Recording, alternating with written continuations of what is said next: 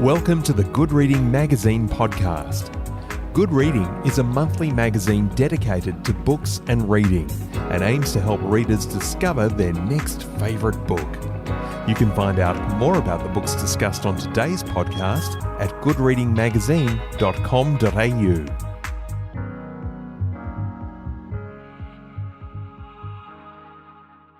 Vikki Petraitis is an Australian true crime author and podcaster. Her first book, The Phillip Island Murder, was co-written with Paul Daley. Since then, Vikki has written several true crime books, including her best-selling The Frankston Murders, along with 2 acclaimed crime fiction novels. Vikki is also a podcaster in the Case Files network, and her series The Vanishing of Vivienne Cameron was released in 2020. Today I'm talking to Vikki Petraitis about her latest true crime book, The Vanishing of Vivienne Cameron. Vikki, welcome to the Good Reading podcast. Thank you so much for having me. Vikki, you're an author of both crime fiction and true crime, and I've often wondered about the degrees of separation between the two. How close or distant are they for you? Look, I think for me, it was always about storytelling. And so when I decided to cross over from true crime to fiction, when I started my PhD, one of the skills that I did have was storytelling. I knew I could tell a yarn, and I knew that even in true crime, which is essentially a recount, you still have to have the build-up and you still have to have all of the elements of a narrative structure, and you have to have suspense and you have to have persuasive language to gently guide the reader along. And so when it came to writing fiction, I did have to kind of figure out how to make stuff up, but really so much of my fiction, if you're a true crime fan, is based on true crime. And so I didn't have to make a lot up, but I did have to make characters up. And I know a lot of people read a whole bunch of books, but I read one called Story Genius by a woman called Lisa Cron, which I highly recommend. And that's the only book you need to read in order to become a writer. And so, it's just another journey and it's just another honing of your skills. You've been examining this case for some time now. When did you first encounter this case? It's the Phillip Island case, just as a broad reference. And what drew you to it initially? I read a book because I decided to become a writer, and this was my first book. And again, I rely on what other writers that have done this before are teaching me. And so there was a book called How to Write and Sell True Crime by an American author called Gary Provost. And I saw that on the shelf at Kill City in Greville Street, Paran, all those years ago, which was kind of one of the only true crime or crime bookstores. And I followed the step-by-step instructions. So one, find a true crime that's gripping and that has lots of and then, and then, and then. And so when I first heard about this case at a teacher professional development, I was sitting in the audience and they were talking about, well, there was a farmer called Fergus and he was having an affair with a woman called Beth, a 23-year-old woman, and then his wife Vivienne found out and she snapped and she killed Beth and then killed herself. And I'm sitting in the audience going, whoa, it might be the case that I'm looking for. But of course, the minute that I started looking into it, the family very much did not want, even though they had funded the program because it was for kids of divorce, because their reasoning was that Vivienne's dad had left when she was 8, her son had just turned 8, and she found out about this affair and she snapped. And that was kind of the reasoning behind, we will fund a program that helps kids that are children of divorce. And so I thought, the family would really want, if they're funding this program, they'll really want a book on it. And of course, the minute that I started to try and reach out to them, the door just slammed in my face. But it was too late by then because I was super interested.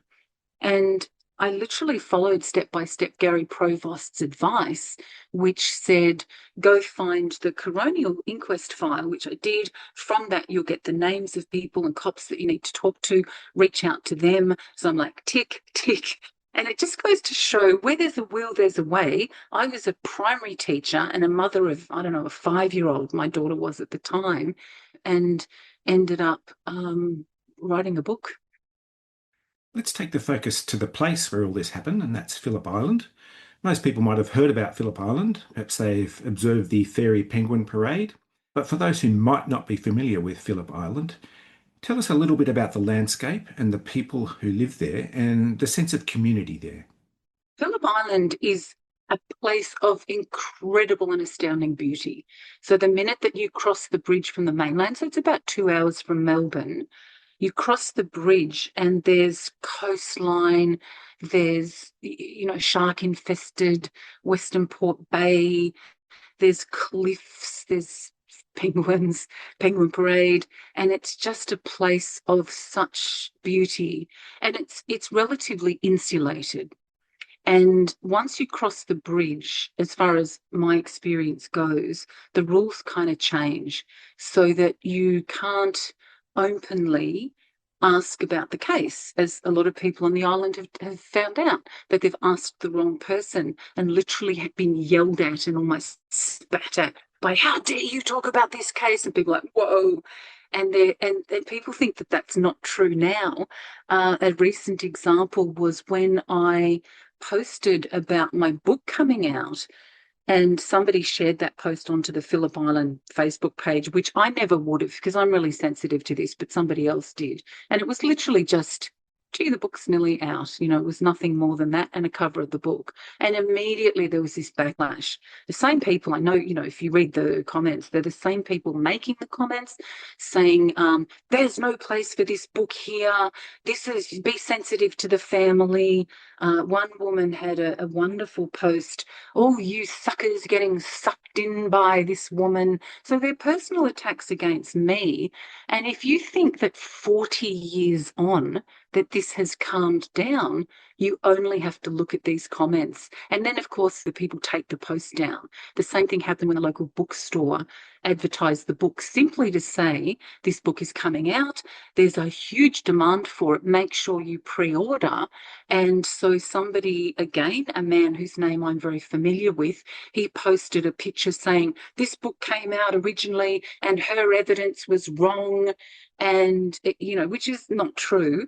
Everyone who reads it should get a copy of the police report. You can't just go into a police station and go, can I have a police report? There is no police report. You get the report from the coroner, which you can't get. Anything post 1985, you cannot get. And so it's just misinformation that's repeated. And then somebody apparently went into the bookstore and said, think of the family, think of the children. This is an argument that's used to shut it down. And then the post disappears. So if you think that 40 years on, things have changed, they have not. Well, let's talk about some of the people involved. Obviously, we have Beth Barnard and Vivienne Cameron. I'd just like to explore the connections and the family connections around those two. Tell me about that little bubble of people. Beth Barnard was a 21-year-old woman when she began a relationship with Fergus Cameron, who at that time was 34. He had employed her at the Penguin Parade, so he was, her superior, if not her boss. And he was married to Vivienne. And so they were having an affair for 2 years. So in 1986, when this all happens, she's 23 and he's 36. And, this affair is happening under the nose of Vivienne, and she knows about it. She has told Fergus's sister Marnie that if it wasn't Beth, it would have been somebody else. And of course, there's lots of stories about, Fergus having a roving eye. And she expressed to people that she wanted to leave and take the children to Melbourne. They had a 5-year-old and an 8-year-old. And so one night, Fergus is late getting home from the Penguin Parade, where he had a part-time job. And his sister Marnie, according to her statement, said that she was visiting and she called the Penguin Parade and they said, yes, he's left. So she drives up the road to go visit and he doesn't come home. And according to her, Vivienne's agitated and angry. And by the time he gets home an hour later, it's clear that he's gone to see Beth. And Marnie goes home and Vivienne allegedly attacks Fergus with a wine glass and smashes that into his ear. And then he turns around, she stabs him 3 times in the back. The wine glass was never found, by the way. She didn't have any cuts on her, so it's an unlikely, I don't believe that story. And she takes him to the hospital. Marnie comes back to mind the children. So the two were seen at the hospital, and then they drive home around midnight, and apparently they talk for a couple of hours, and Fergus tells the police that Vivienne agrees to leave the island and leave her two children with him. He can move his 23-year-old girlfriend in, and that she'll just step away from her family. No one believes that story, but the police did believe it. And so he says that he agreed to go and stay up the road at his sister's. She waits up for him to give him kind of an alibi so that when Vivienne drops him off, she's there waving at the door, "Bye, Vivienne." So then Vivienne apparently makes a phone call around 3:15 in the morning and gets someone to come and mind the kids.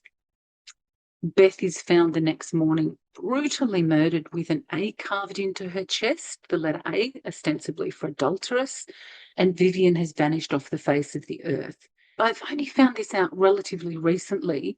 When Beth's family were notified on that day, so her body is still in the house, the police had taken one statement from Fergus's brother, who had told this story, and the police told the family that Beth had died at the hands of Vivienne because she was having an affair with Fergus. And so the police talk about not having tunnel vision. And if that's not tunnel vision, I don't know what is. And the police never wavered from this story. And once you start to examine the evidence, none of it stacks up. So we know what happened to Beth, but has there ever been any evidence to suggest what might have happened to Vivi? The car that she allegedly was driving, a Land Cruiser with big hay bales on the back, was found parked on Forest Avenue, which is about half a kilometre from the centre of the bridge where you would have to go to jump off. So her car was found there the next day, late in the afternoon, around 4, by a family member, and which meant that the police, homicide detective, CIB, local police had been driving past it all day, which I believe is impossible because police spot cars. And so it's found by a family member. Her purse is on the seat, her handbag, her cigarettes are on the dashboard. She was apparently a heavy smoker. And from that, the police concluded that she must have jumped from the bridge with no evidence. And one of the cops at the time said to me, kind of rolled his eyes and went, "I don't know how the coroner made that finding because that car was closer to a bus stop than it was to a bridge." But the coroner was really specific in his finding. He found 2 years later, he said, "I find that Vivienne Cameron killed Beth and that she jumped from the bridge to her death and her body's never been found." And even recently, one new witness that's come forward has spoken to somebody at the homicide squad who said, "But mate, the car was found near the bridge." And this guy used to be a cop. And he goes, "And no one else could have driven it there?" I don't understand these conclusions. Well, let's talk about the role of the police in this investigation. What was their initial approach? How far did it go? And what do you believe were the shortcomings, apart from the ones that you mentioned? What were the other shortcomings of their investigation? There seems to be a number of leaps of faith. There are a number of leaps of faith. You're absolutely right.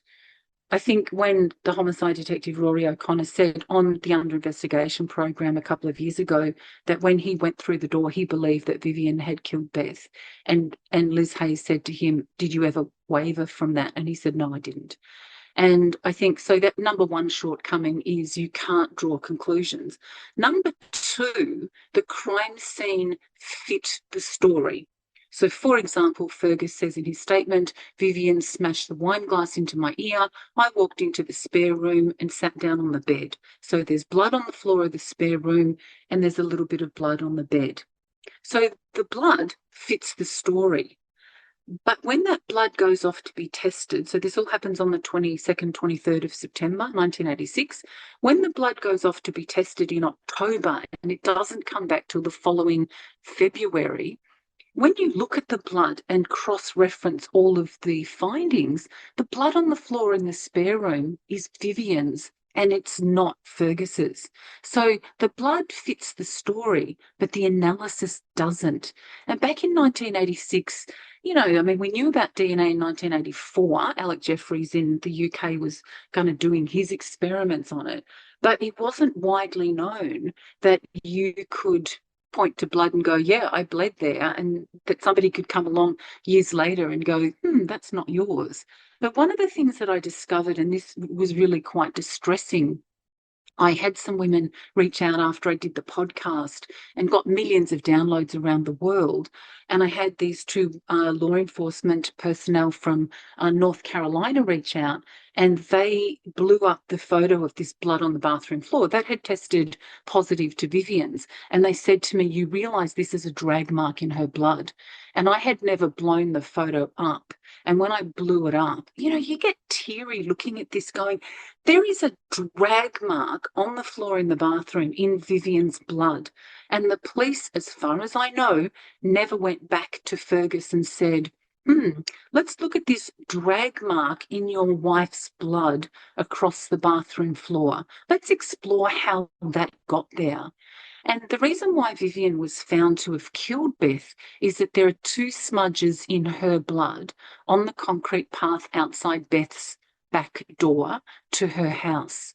But if you go backwards and say, well, if there's a drag mark in her blood on their bathroom floor, she's bleeding a lot, could somebody have trod in her blood and then gone to Beth's house and transferred it from the tread of a shoe?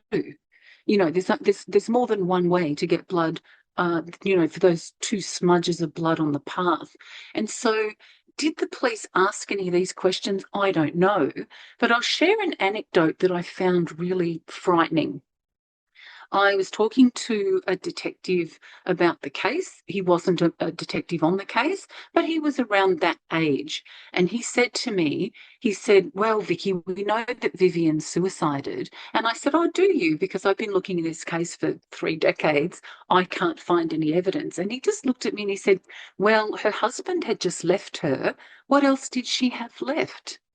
And I said, well, she had a bottle of wine with her best girlfriends to toast good riddance to bad rubbish and then live the rest of her life in peace, much to the surprise of the detective. And I thought, if that's the thinking that you and your buddies brought to these investigations back in 1986, what other results do we need to look back on and go, if that's the lens through which you view your story, well, of course she did it.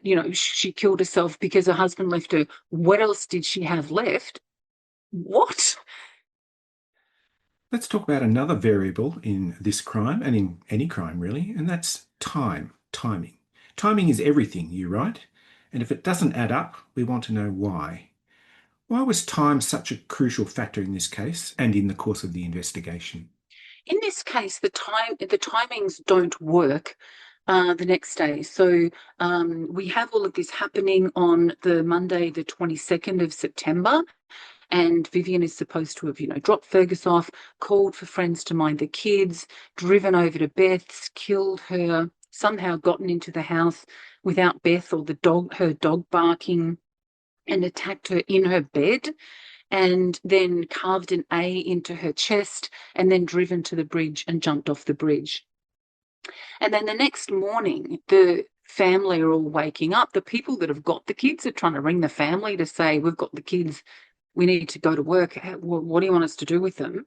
And so we have very, very interesting time differences where Fergus's older brother, Donald, for example, says that he went to collect little Hugh, and then he came home, and then he and Fergus's brother-in-law, Ian, drove to the Cameron house because they think, well, Vivienne's missing. That's weird. They walked through the house and they drove all the way over to Rhyl, which is the other side of the island. And then they go into Beth's house, go, oh no, there's Beth and she's dead. And instead of calling for help, they drive all the way to Cowes. And we know from a police statement at 9:05, they had been in for 10 minutes at the police station. At 9:15, a cop says he gets to the police station, and by then they'd been there for 10 minutes. So we kind of have to look at timings to say, well, if they got there at 9:05, did they have time from, say 8:30 to check the Cameron house, drive all the way to Rhyl, discover the body? That's going to take 45 minutes. How did they get to the police station at 9:05? And so then you have to look back and say, well, what other independent witnesses do we have that saw them in other places? And then if they're not being truthful about this, why aren't they being truthful? And I think the timing, those two men had enough time to drive from the farm straight to the police station to make that report. So if they didn't discover the body, but they clearly knew that she was there, what else is going on? And this was never looked at all. And the police that I talk to, they go, oh, timing, nobody's looking at the clock. Let's look at the evidence and access to the crime scene, witness statements, documents, family history, coroner's reports. What kind of access are you granted to those articles of evidence, if you like? This is a conundrum, because when I started to look at the case in 1991, you could go into the coroner's court and you could get copies of everything, which I did. And I hunted down statements that were missing from the file, and I got extra statements. And then the laws changed. I think maybe in 2009, these files were all closed. And so anything that post-1985 you cannot get a copy of without the permission of the family. Now, clearly the family don't want open access to this file. And so you can't get it. And I had applied along with the family to get whatever the police had, whatever was available to get, and the coroner just said, no, you can have nothing. Why not? Why can't we have full and frank discussions and access to a court case that's supposed to be public? Why shut these things down? Like, I've been looking at this case for 35 years. If you've got the potential for people out there to do the work that you don't want to pay your law enforcement to do, because, I work for free, why not open up these things, and why not get other people or groups of people to go over them with microscopes and get the kind of enthusiasm that you can only get from enthusiastic amateurs with, half a logical brain that are going to look at these things and say, this doesn't add up. And why wouldn't you? And so this whole closed access is, I believe, problematic. Let's turn to the whole idea of human behaviour. And human behaviour and motivation are central to any crime, real or fictional. What strikes you about that case in terms of human behaviour and what might have motivated people? We understand a lot more about what motivates people now than we did back in 1986. So we didn't talk at all about family violence, coercive control. We didn't talk about, I was told by plenty of cops, oh, Vivienne just snapped. Now, when I was researching the book, I reached out to a friend of mine who's a criminologist, and I said, do people snap? Is snapping a thing? Because it's convenient. And she came back with a very eloquent response, which I put in the book. Snapping is not a thing. We would call it psychosis. And there is a lead up, and there are behavioural indicators to psychosis that we would be looking at, that there might be stalking, there might be some violence, there might be threats. None of that occurred. So it was just this convenient thing that they snapped. Now, of course, we know. So Beth had told a friend that day that she was going to give Fergus an ultimatum. Her friends in Melbourne, who she was going to visit the next day, who I connected with just a couple of years ago, they said to me that they were going to form an intervention and not let her go back to the island because this relationship was so destructive to her. She had tried to leave him 3 times. We now know, it's common knowledge, that the most unsafe time for a woman is leaving a relationship. And so you have Vivienne, who said to friends that she wants to leave and take the kids off the island. She had gotten in touch with her brother in Melbourne, asking to come a bit earlier so that she could stay with him. So there's a lot of indicators that both women wanted to leave him and both of them died on that same night. So through the lens of what we know now about the danger times for women leaving relationships, we would be looking at maybe a different offender to the wife killing the girlfriend. I've always found it really difficult to imagine that Vivienne, when they say she snapped, but I'm going, but if she first found out, which isn't true, if she first found out about the affair, oh no, he's having an affair, when he gets home from the penguin parade around sort of 10 o'clock at night when they had that conversation, that she's allegedly killing Beth at 3:30. So that's not snapping, is it? She's had an hour, 2-hour conversation with Fergus about leaving, which is reasonable. She's driven him to the hospital. Like, where's the snapping? It just doesn't seem fair, and it doesn't seem just, the conclusions that were reached so quickly. You originally wrote about this case in the early 1990s, as you said, more than 30 years ago. But a lot of time has passed since then. What has changed for you? And as someone asked you even quite recently, why do you still care? This case has never let me go. So I wrote the book with Paul Daley, came in as an author, learnt a lot from him, came out in 1993. And then every time it sort of died down, I wrote so many other books in between. And every time it sort of died down, something would happen that would shoot it back into the atmosphere again. So, for example, probably 8 or 9 years after it had come out and the book wasn't available, and all of a sudden Rhonda Byrne, who went on to write The Secret, she got in touch and she was doing Sensing Murder, and she said, you know, have you got any cases that are unsolved? And I went, oh my goodness, yes, I have. And so all of a sudden it becomes a Sensing Murder episode, and then we put the book out again and bang, it's in the news and it's in people's minds to talk about.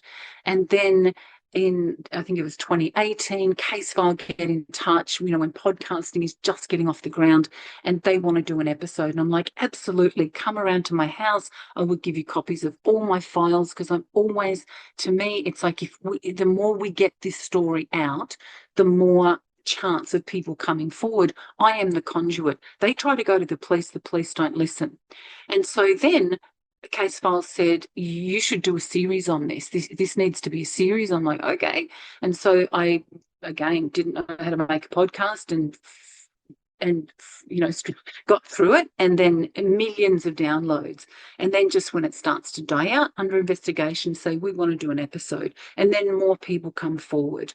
And then the more people that were coming forward, I thought, this needs another book, and it needs to be rewritten from scratch, and it needs to be my journey, because by now I have become part of the story. And so it's not like I have never let it go. It literally has never let me go. Vikki, such a pleasure to talk to you, and thank you for joining me on the Good Reading Podcast. Thank you so much for having me. I've been talking to Vikki Petraitis about her latest true crime book, The Vanishing of Vivienne Cameron. It's published by Simon & Schuster, and you can find it at goodreadingmagazine.com.au. My name's Greg Dobbs, and thanks for listening. Subscribe to Good Reading print and online magazine at goodreadingmagazine.com.au.